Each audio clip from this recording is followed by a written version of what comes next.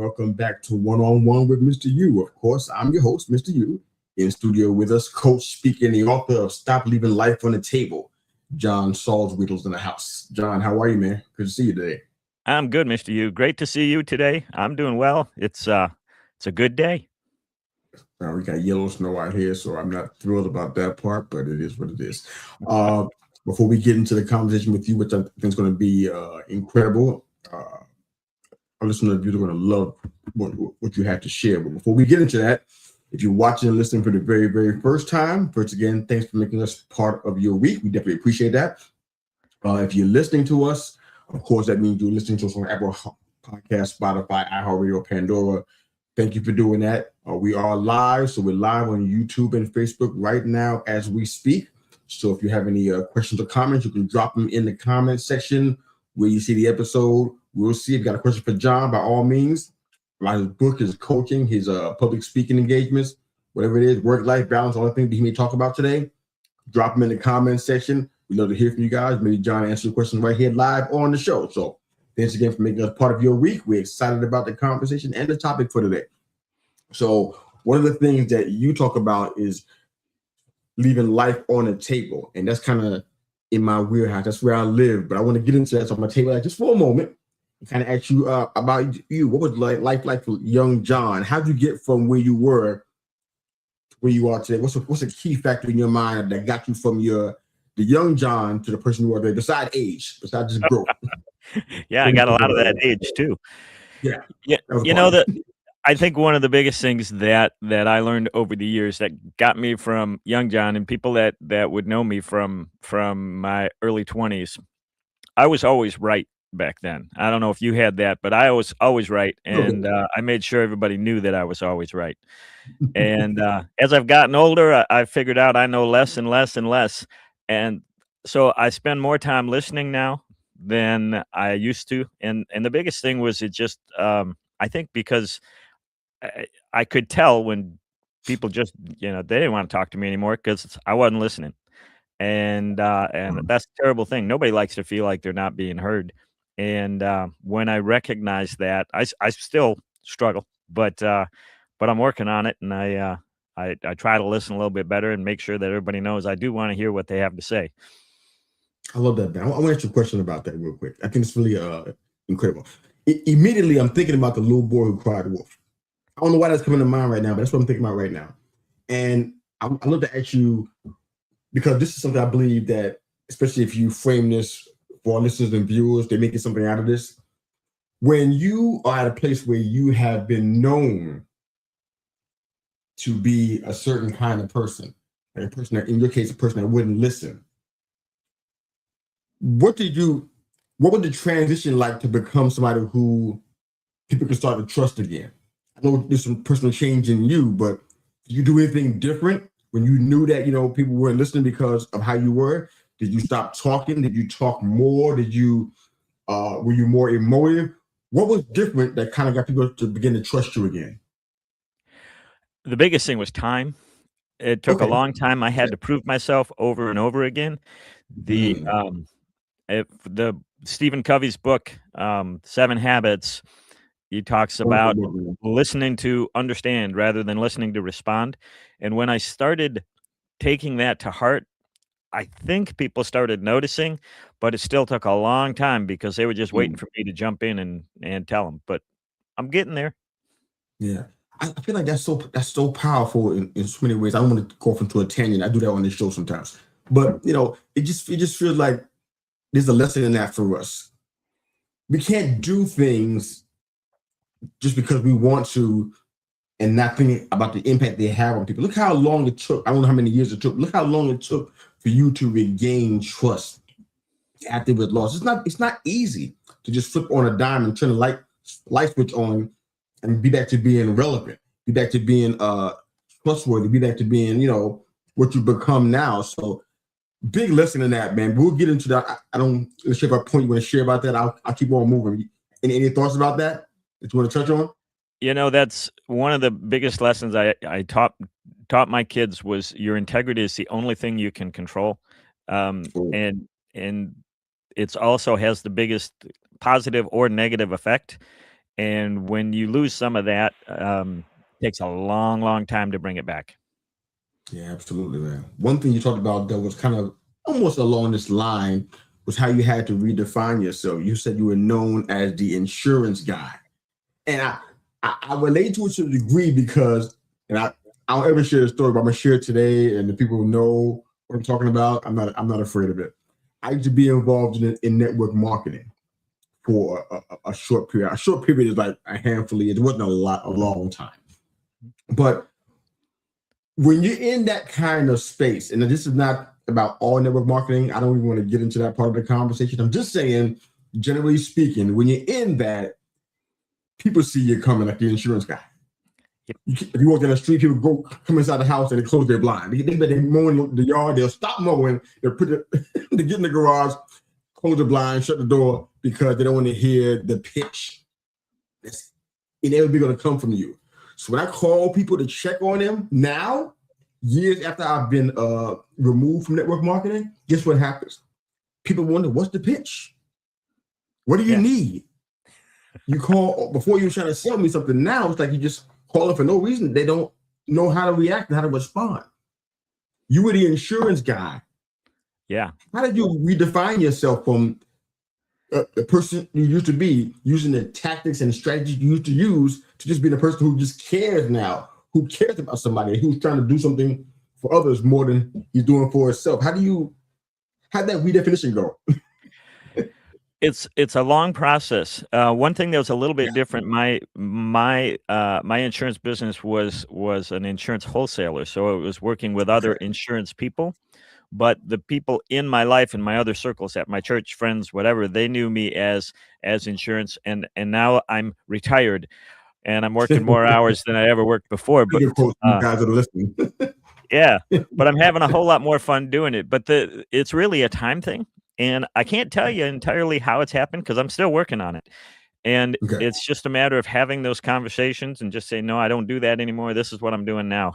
And say it over and over and over again. And yeah, that's just kind of the nature of the beast when you make an entire industry shift, that people just don't think of me in that route. And that's okay. I'll get there. No, that makes a lot of sense. So just so much cool life stuff in this. That kind of I'm staying here in this vein with this next question.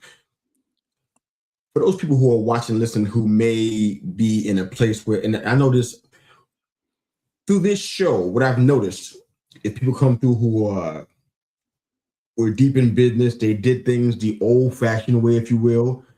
Good job, college, 4 years of college, get a job, stay there for 30, 40 years, and then they discover the entrepreneur inside of them, and they go out and a long time do their own thing. It happens on so many episodes of our show right here, even in the comment section as well. How do you know when the right thing isn't the right thing anymore, John? Kind of help our people who are watching this right now, because sometimes people are staying in that so-called right thing. I'm using finger quotes now when I say the right thing, and it wasn't right at all for them. And it took them years to figure it out. And then once they figured it out, it took some additional years for them to break out of it and go into what the real right thing was. How do you know when the right thing is the right thing anymore? When the right thing isn't the right thing anymore? Excuse me. You described my path very, very well. I have found that there's two different ways people end up in that I'm no longer in the right thing. One is some big sudden thing happens, and then it's blatantly obvious. You know, there's a death in the family, or the business you work for closes and you have to do something, or whatever. There's some big, huge, tragic thing. Or life-changing thing. So you notice it right there. Those are the easy ones to identify, not necessarily easy to deal with, but they're easy to identify. For me, and I think it's true for a lot of people, when I got into the insurance business, I was there for almost 30 years, and it was a gradual thing that the industry was doing one thing, I was growing a different way. And kind of like that old story about you putting a frog in the pot, you know, if you put him in hot water, it'll jump right out. Put him in cold water and turn it up, he'll stay there. Whether that's true or not, I don't know. But the story is you have those little tiny changes, you don't notice them. And then at some point, you don't want to get out of bed anymore. Mm, You delay stuff. Well, I'll do it next week when you perfectly well could do it today. You ignore things that you know need to be done. You just don't have that excitement about the job anymore. For me, that's how it all came about, and it lasted a long time. And then moving from that to where I am now took years. It wow. because it's a scary thing to, I had the outward trappings of success, everything we're supposed to go for. Nice house, good family, good income, and everything we're told we're supposed to seek. But I didn't have that inner peace anymore. And to make the change that I did, I tried to do it in smaller ways. And that's a great way to do it if you can. I tried to just adjust the job that I was doing. Eventually got to the point I couldn't adjust it enough to feel that peace, to feel that alignment, to be excited to get up in the morning. So I made a huge change, and to suddenly go from all of that to nothing. I mean, Mm, that was scary. That was really scary. scary. Yeah, good way to describe it, man. A lot of people are doing that, and they don't have anybody to help them. They don't have a coach.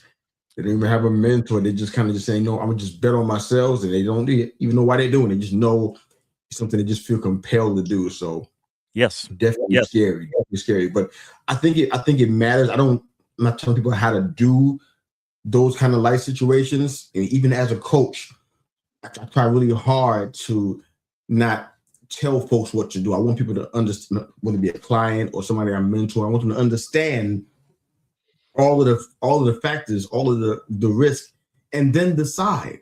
Yeah. Because naturally, like iron to a magnet, there's a pull, and I want them to find that pull. I don't want to Yeah. push anybody into anything. When this is something that you talk about, or I think you like talking about, and it's definitely a buzzword in spiritual circles now. I feel like it should be globally a thing, but it doesn't seem to be that. As far as the word itself is alignment. Mhm. What does it mean to you, John, to be out of alignment? What does out of alignment look like in your mind? Go ahead. To me, out of alignment is when your day-to-day activities and the direction you're going don't line up with your very base beliefs, the very essence of who you are. Something is just a little wrong. Maybe not totally contradictory to it, but you're not using all your gifts and talents that you've been given, and where your heart and your passion is lying is not being used. So you have that alignment issue. Doesn't mean you're doing anything evil, anything wrong. Um, it just means you're missing something. Love it. You got so many facets to you, man. I'm gonna try to see if we can use the rest of this time to get into that. Hopefully, I can do that without leaving anything on the table. No pun intended. All right. So one thing you not shared some discussions about was coaching. Mm. I believe we're both in the coaching space, and we both believers. The fancy term these days is Christian. I have a big challenge. Even after we talked last, I was just thinking about this so much. I'm like, where we going in our conversation? I'm thinking about the interview, trying to craft it, and I just went on to in a tangent, if you will, mentally about Christian coaches. There's so many of them out here. So I can't even say us and align myself with them because of what they do, generally speaking. But there's so many Christian coaches out here, and they claim that, and there's so many things they don't have. One, they don't have anybody that's an accountability for them as coaches themselves. They don't have that. They refuse to have it. They don't want anybody to be overseer over them in a way. They want to be free agents, if you will. And then on top of that, they also don't really have Christ. They have a knowledge about the things of God and Christianity, as generally speaking, but they don't have the relationship that makes that engine go. You know what I mean? Mhm. And they offer something that they don't have access to, and I don't understand that. And I see so many people who come out of those kind of relationships, and they're just like, they're more confused than when they went in. As a coach who is a believer, tell me your perspective on that. What do you do to safeguard yourself before you try to coach people? Just talk to me about a little bit about, as brief as you can, about that experience and your mindset surrounding that, if you can, please. Sure. And I'll actually take it a little bit even outside of the Christian realm, just to coaching in general. Um, I call myself, I try not to use life coach for the exact same reason. There are an awful lot of people that call themselves a life coach because they heard they could do it without having a license, and they could have 5 minutes of training and do that and go out and do that. And the same, it's not any different in doing that same thing and calling yourself a Christian life coach. I actually changed my term to life crafter. Um, I don't know if it fits any better, but it separates me a little bit. Um, and the so I think that it's the same whether it's Christian or non-Christian. In the coaching realm, as a coach, you have to, well, one of the big things you got to do is shut up and listen, and not give all of the answers on everything. The Yeah. the nice thing in someone who hopefully is calling themselves a Christian life coach is that Christ does mean something to them. And having that, in my book, I talk about everything in the book can be used by someone who isn't a Christian. But I spend an awful lot of time talking about I am a Christian. This is the glasses that I wear when I talk about something. This is what I'm thinking. And if you don't think that way, you'll have to kind of interpret this stuff to fit for you, because that's the only way I can think. And you hope that anybody that's calling themselves a Christian life coach, a Christian mechanic, a Christian street sweeper, whatever they are, that Christ is in their heart, that means something to them. And the idea that we are all given gifts. God wants us to use them. He's there to help us to use them. He wants us to find them. And it's important that that we spend the time talking to him prior to these meetings. Actually, when before I had a little conversation with him before I tuned in with you today. Give me the right words to say, because I'm not smart enough to have the right words, but there's people that need to hear things. So put them in my mouth so I can get them out here and make them available for people who need to hear them, whatever that might be. He's answered your prayer. Thank you for sharing that, man. That's fantastic. If I'm not mistaken, you're podcasting too, right? No, I don't have my own podcast at this time. Down the road, probably, but I'm not there yet. I got too many new things I'm doing right now. I can't do that one yet. You got your hand full. You're a fantastic podcast guest, that's for sure. Let's get into the book a little bit. Stop leaving life on the table. What's been the reaction to the book? What was your intention for the book? What are you seeing now? The reaction's been good. Everyone who has read it that I've had a chance to talk to has found something in it. And my hope for the book, the whole idea behind it, is to make sure everybody knows you matter, you have a purpose, you matter just because God made you, and you don't have to prove anything in order to have value. Success is different for everyone. Find what success means to you, not what you're told success is supposed to be, and live that life. Build it, design it, see where you want to go. Don't just take what comes your way and go with the flow, because going with the flow may not be the way you're supposed to be going, and it's very easy when you're going with the flow to go the wrong way, things that are against your beliefs and against your values. Absolutely. One of the key things in the book that I tried to do, and people will notice, I try not to talk using big words and talking fancy. I'm I'm just a guy, and I'm not a theologian, I'm not a doctor.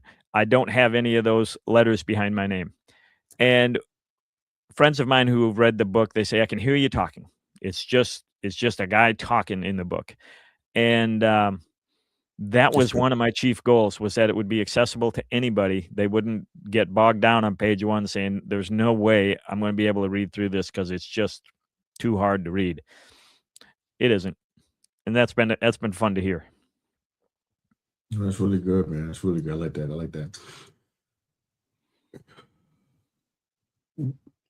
When you, I mean, one of the things as I'm a published author, I haven't published a book. I've written a few books. I haven't published a book since this very first one. I think about 10 years now. uh, when you write a book like this on a topic like this, Mm. I feel like you almost are compelled to live up to that on a daily basis. The public life, everybody thinks that you're doing that. It's already kind of assumed. You writing a book about it, you must be doing that then. But privately, Mhm. what's John's private struggle with leaving life on the table, if there is one? The good part about it is I wrote the book from my own experiences, so it is close to home. But I got a long way to go. There is so Yeah. much that I don't know. I still have to get myself listening better. I still have to the biggest thing I think my biggest struggle is, I need to do all of the things right now. Well, I can't do all the things right now. Yeah. I gotta put them in order, and I talk about that in the book. You gotta prioritize because you don't have all the time in the day. I tell a story in the book about, when I'm cooking a meal on the grill and I get distracted by my wood shop, and I go off and I start cutting stuff, and I come back and all the food's burnt. Oh wow, really? Yeah. So, it's just, getting my priorities in order. So, my biggest struggle is staying focused on what I need to be doing in that moment. So, my general Mm, direction, I think I got that part down pretty good, but in the moment, sometimes I lose my priorities. wow. Okay. I couldn't help but break out into a cheer at this part of your book when you were talking about the myth of work-life balance. I've heard that so long, and honestly, to be real, I believed it. It's like, Mhm. yeah, this is this. I don't know if it's just the wrong word choice or just a fallacy all by itself. Share with me what you think about that and what you were trying to say through the book. Go ahead. The myth of work-life balance. Well, let me ask you this question, and it might illuminate what I feel. Do you ever hear anyone talk about their sleep-life balance? I never heard that ever. Nobody talks about why is work not part of life? Work is part of life. Sleeping is part of life, eating is part of life, hanging out with friends is part of life. It's not a work-life balance, it's just balance. And finding and it changes as you go through life. It's not 50-50. It's sometimes when you're starting a new business, you're going to spend 70% of your time in the business, maybe 80% of your time in the business. Sometimes the business is going smooth, but you got problems at home. You're going to spend 70% of your time, 80% of the time at home working on that. Sometimes it's all going okay and you're 20% across the board, whatever it may be. But to isolate work out as the single most important thing and is counterbalancing life, it's not separate from life. It is life. So get your life in balance. Work is just a part of it. The one place that I've never heard anybody talk about work-life balance is people who are entrepreneurs. Could just be a coincidence, but people who are in business for themselves, I've never heard. I don't care if they're restaurateurs. I Mhm. don't care if they're private chefs. I've been around all these people in one way, shape, or form. I don't think it's a coach, owner of construction companies. I've never heard of anybody in those veins talk about work-life balance. These people who work the classic corporate retail, quote unquote, those kind of places. Never heard anybody else outside of that do that. Maybe Yeah. it's a coincidence, but I don't think it is. I I think no, it is. I don't think so. And it's you just got to find what that balance is for you because your balance isn't the same as mine. And you won't meet anybody that has the same percentages or anything the same as yours. It's all different. The balance is takes as many shapes as there are people in the world. Yeah, love it. I love it. What's your biggest aha moment in your life so far? My biggest aha moment is that I'm okay as I am. I'm not as good as I want to be, but I'm okay. God loves me as I am. Um, and I can do the stuff that I'm doing, but I have to, um, Yeah, it's kind of in that vein, and it's a realization and aha, I'm okay as I am, but I'm not good enough. So it's kind of just a weird thing that I don't have to prove, I don't have to do anything in particular to have value, but there's a lot that I want to do, and the better I get at those things that are important to me, the better my life is going to be. The more happier I'm going to be, the more I'm going to enjoy life, not based on someone else's ideas, but based on my ideas, and just knowing that's my value is not in that, but my enjoyment is. So when did you find that out? Um, daily. I have How to. about the It's first a, time? How it's about an the first time? ongoing thing because society is constantly telling you you're not good enough, and you go onto Facebook and you see all the amazing things happen in other people's lives, and you watch TV and everything's all glamorous and whatever. Well, you don't. I talk about it in the book. You don't see the B sides. For those of you who don't know what the B side is, for the youngers, records. We used to listen to records. They were round Yeah. black things. The big hit that it played on the radio, that was the A side, and on the back they Oh put yeah. another song that nobody ever figured was going to be anything. Well, you don't hear those. People don't display those on Facebook, social media. They just show the great things. So we're constantly comparing ourselves to the best ofs of everybody we know and not the real life. So it's an ongoing thing to keep myself remembering how I'm doing. As long as I'm going forward and working my plan, and then that's good. Just keep working it. I didn't intend to ask about this, but I'm just kind of just curious. I've been a big fan of a big fan. When I say fan, I have to think about what that sounds like. I'm not a fan in that sense that I'm a fan of my team. But I've been a big fan of John Maxwell, of his Mhm. books and his work. And through our conversation, you kind of shared that you were a part of his team. Yeah. Tell me, you don't have to get into what that how you got there as you like to, but what are the benefits of that? Because I see it all over people's profiles and they plaster it. As a matter of fact, it's the first thing that they mention. They'll mention that they're a father or a husband or a wife or a mother. They don't. The first thing that they show is I am a member of the John Maxwell team. And Yeah. then I'm a speaker. And then I'm an author. So tell me, you can't speak for them, obviously, but tell me what the benefits are in your mind for being a part of the John Maxwell team. The training was by far the biggest. Hmm. When you join the John Maxwell team, you get access to just lots and lots and lots of training materials, one-on-one interactions if you want them, group interactions if you want them, in speaking, in leading, and in coaching. And you learn a lot of skills and all of you dig in deeply to John's books, and you learn how to teach John's books. You learn how to lead groups with John's books, which he's got. I don't know if he's broken 100 yet, but he's got a lot Hmm. of books. He's pretty close to 100 if he hasn't broken it yet.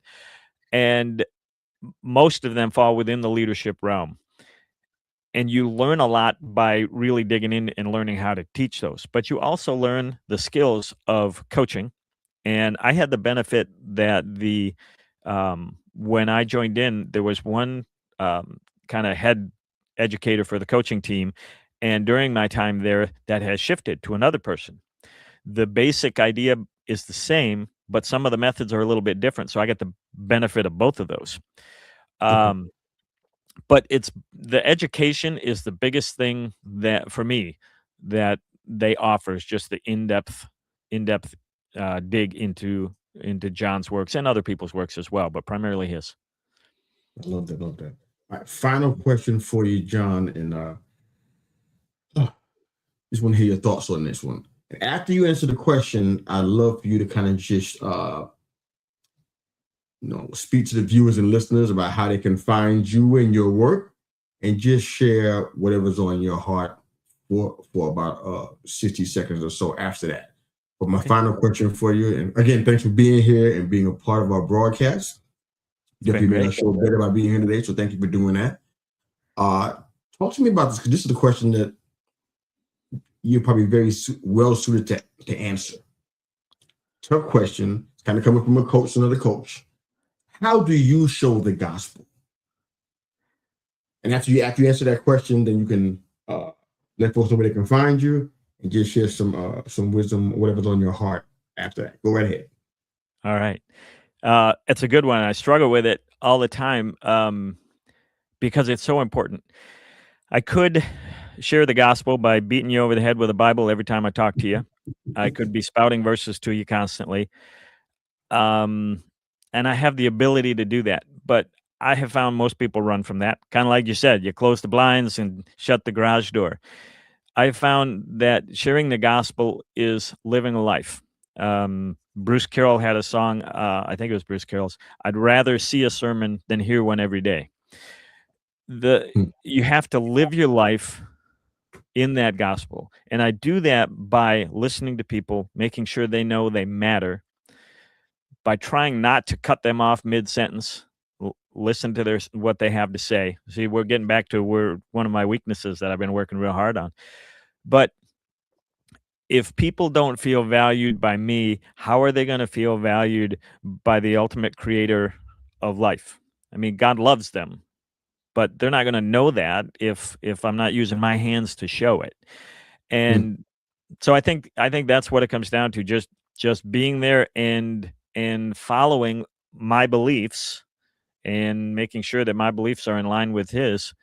And I think that's the best way to do it. And then people can ask questions from a point that means something to them. Because if you just beat them up with it, they're going to get defensive. I'm doing fine on my own. Everything's all good. But if you're living your life and you got a joy that they're not seeing, they may be asking the question, how come you're so happy all the time? And am I happy all the time? No, I'm not happy all the time. I have a contentment. I have a joy that's deep down inside. I don't have a silly grin on my face 24/7. It just doesn't happen because I'm in the world and bad things happen and people annoy me. Even my dogs, and I like dogs more than people, but even my dogs annoy me sometimes. It's it's not a matter of happy all the time, but content all the time. Nehemiah 8:10, the joy of the Lord is our strength. Thank you for sharing that, brother. I appreciate it. Absolutely. The coach, speaker, and author of Stop Leaving Life on the Table, John Salzwedel. If you don't mind, take about 60 seconds, let folks know where they can find you and your work.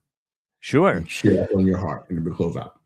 My website is www.thecoach.vip. And for people listening to the podcast, if you put a /podcast on the end, you'll get to a special page for anybody that's here watching this. But you can go anywhere through there and learn a bit about me and what I do, what I stand for. The biggest thing that I would like to make sure that people know, or that I would like people to have, is hope. One of the worst things that I've ever seen, and one of the things that really rips at my heart, is when I see someone who's just given up on life because to them, life has given up on them. People have given up on them. They don't see anybody around them that cares about them. And I want everybody to know they do matter, just who they are. But I also want them to know that they can share that with other people because there's people around them feeling the same way. If you feel like nobody cares, reach out to someone else and show them that you care about them. You're probably going to get some of that back, and it's going to help all of you. And even if it doesn't, they're going to get to know that and feel that. And that hope is going to grow, I hope. So that's what, that's what I would like to share with people. Thank you. Thank you for being a part of this show. Thanks for having me. This has been a lot of fun. Same here, brother. Thank you for being here. I pray that we are staying in contact and staying supportive of each other's work, because you know what? Not a lot of that goes on. So there's so much need out there. We can change that. But thanks again for being here, John Salzwedel. I'm Mr. U. We're out. Have a good day.